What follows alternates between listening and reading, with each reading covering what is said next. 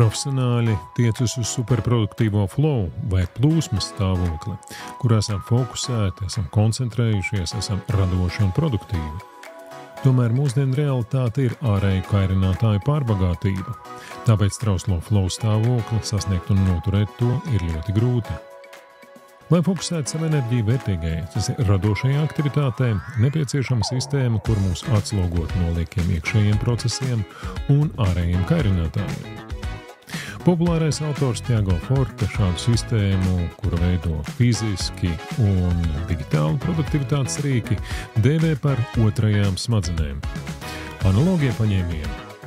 Tajās domā par to, kā strādāt ar informācijas un ārējo impulsu plūsmām, kā optimizēt savu darba vietu un visu ar to saistīto, kā veidot savu ikdienas rutīnu, lai spētu saglabāt produktivitāti, digitālie vai tehnoloģiskie paņēmieni.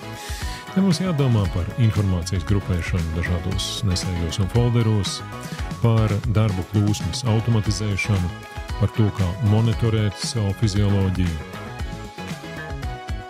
Ja arī tu vēlies uzlabot savu produktivitāti, nāc uz www.mastertraining.lv un piesakies uz semināru Otrās smadzenes.